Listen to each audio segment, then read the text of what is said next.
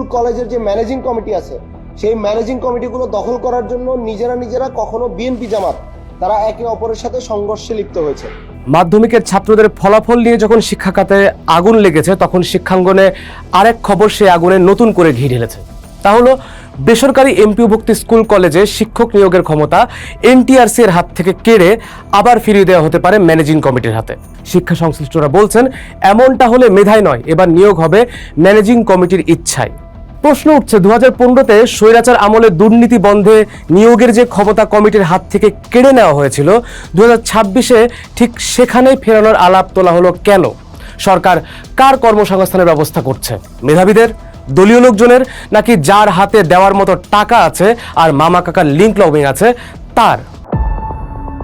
এই প্রশ্নগুলি একটু খতিয়ে দেখব, কিন্তু তার আগে একটু জানতে চাই মাধ্যমিক ফলাফলে আমাদের শিক্ষা ব্যবস্থা 19 বছরের সবচেয়ে খারাপ রেজাল্ট যে করলো তার দায় শিক্ষা ব্যবস্থা কাকে দিলেন? শিক্ষার্থীদের তো? পোস্টের আগের ভিডিওতে আমরা ব্যাখ্যা করেছিলাম এই দায় কেবল শিক্ষার্থীদের নয়, এই দায় রাষ্ট্রের শিক্ষা ব্যবস্থার। কারণ এই শিক্ষা ব্যবস্থার পুরোটাই গলদ, সবচেয়ে বেশি গলদ ভালো মানের শিক্ষকের। একবারও কি আমরা ভেবেছি এত শিশু যে ফেল করলো এর দায় কি সেই শিক্ষকের নয় যিনি ক্লাস নেন না, সিলেবাস বোঝেন না, কিংবা শিশুর প্রতি যত্নবান হন না? এবং এখন সেই শিক্ষকদের যদি মেধা নয় টাকা আর তদবির দিয়ে নিয়োগ দেওয়া হয় তাহলে আসল অপরাধীটা কে? তার আগে আমাদের উত্তর প্রয়োজন।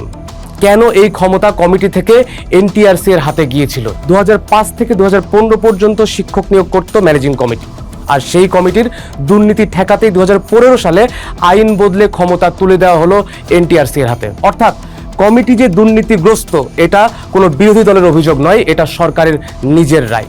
2015 সালে তখনকার শিক্ষামন্ত্রী নুরুল ইসলাম নাহিদ নিজের মুখেই বলেছিলেন প্রতিটি এমপি নিজের এলাকার 4টি কমিটির প্রধান, তাই নিয়োগের সময় ঘুষ আর দলীয় বিবেচনা আগে আসে। সরকার শিক্ষকের পুরো বেতন দেয়, অথচ কাকে নিয়োগ দেওয়া হবে তাতে সরকারের কোনো কথা থাকে না। এই ছিল কমিটি যুগের চেহারা। নাটোরের একটি কলেজে অভিযোগ উঠেছিল অধ্যক্ষ রেজলিউশন বইয়ের পাতা কেটে প্রতিনিধিদের স্বাক্ষর স্ক্যান করে বসিয়ে এনটিআরসি আসার ঠিক আগ মুহূর্তে একাধিক বিষয়ে টাকার বিনিময়ে শিক্ষক ঢুকিয়ে দিয়েছিলেন। এরকম আরো উদাহরণ গণমাধ্যমে আছে। এখন কি তাহলে সেই দুর্নীতির বন্ধ পথ আবার খোলা হবে? সরকার অবশ্য বলছে চূড়ান্ত সিদ্ধান্ত হয়নি, এসব গুজব। কিন্তু গুজবটাই বা উঠলো কোথা থেকে? সরকারের নিজের কাগজ থেকেই। 3 আগস্ট সভায় কার্যবিবরণীতে পরিষ্কার লেখা, এখন থেকে এনটিআরসি শুধু সনদ দেবে, নিয়োগের সুপারিশ আর সে করতে পারবে না। কাগজে সিদ্ধান্তের কথা লেখা আছে কিন্তু মুখে অস্বীকার করা হচ্ছে। আসলে তাহলে গুজব কোনটা? সরকার বলছে উদ্দেশ্য নিয়োগ আরো স্বচ্ছ করা, কিন্তু কমিটির হাতে সুপারিশ ক্ষমতা তো সরকারেরই 10 বছর আগের হিসাবে একটা অস্বচ্ছ পথ। সরকার বলছে এনটিআরসি শিক্ষককে বাড়ি থেকে অনেক দূরে পোস্টিং দেয়, তাই সে চাকরিতে যোগ দেয় না। কমিটির হাতে দিলে নাকি শিক্ষক নিজ এলাকায় চাকরি পাবে। কিন্তু এই যুক্তি কি ঠিক মনে হচ্ছে?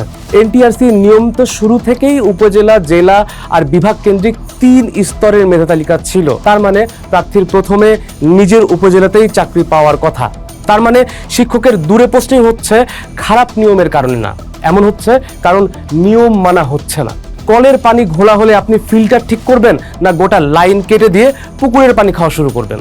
আর কমিটিকে রাষ্ট্র নিজেই কতটা অবিশ্বাস করে তার প্রমাণ রাষ্ট্রের নিজের হাতেই আছে। 2025-এর সেপ্টেম্বরে কর্মচারী নিয়োগ দুর্নীতি ঠেকানোর কথা বলে কমিটির হাত থেকে নিয়োগের ক্ষমতা কেড়ে জেলা প্রশাসকের হাতে দেওয়া হয়েছিল। অথচ মানব জমিনের একটা রিপোর্ট বলছে কিছুদিন আগেই সেই সিদ্ধান্ত উল্টে কর্মচারী নিয়োগের ক্ষমতা আবার কমিটির হাতেই ফিরিয়ে দেওয়া হয়েছে। আর এখন শিক্ষক নিয়োগেও সেই একই পথ ধরার আলোচনা চলছে। মানে কমিটিকে ক্ষমতা ফেরানোর কাজটা শুরু হয়ে গেছে আগেই, শিক্ষক নিয়োগ হতে পারে তার পরের ধাপ। একবার ভাবেন যে হাতকে কর্মচারী নিয়োগেরই অযোগ্য বলা হলো সেই হাতে এখন শিক্ষককে তুলে দেওয়ার কথা হচ্ছে। এনসিপির ছাত্র সংগঠন জাতীয় ছাত্র শক্তির নেতা সাইফুল্লাহর ভাষায় কমিটির যুগে যোগ্য প্রার্থীকে এক হাতে সার্টিফিকেট আর এক হাতে 15-20 লাখ টাকা নিয়ে সভাপতির পেছনে ঘুরতে হতো। যে বেশি দিতে পারত চাকরিটা তার। তাহলে যে শিক্ষক দিয়ে একটা শিশুর শেখা শুরু, সেই নিয়োগেই যদি মেধার বদলে টাকা আর তদবির ঢোকে তাহলে সেই শিশু বড় হয়ে ফেল করলে দায়টা কার? শিশুর নাকি যে সরকার তাকে তদবিরে নিয়োগ পাওয়া শিক্ষক ধরিয়ে দিল তার? পোস্ট দেখুন, ভাবুন, করুন, থাকুন পোস্টের সাথেই।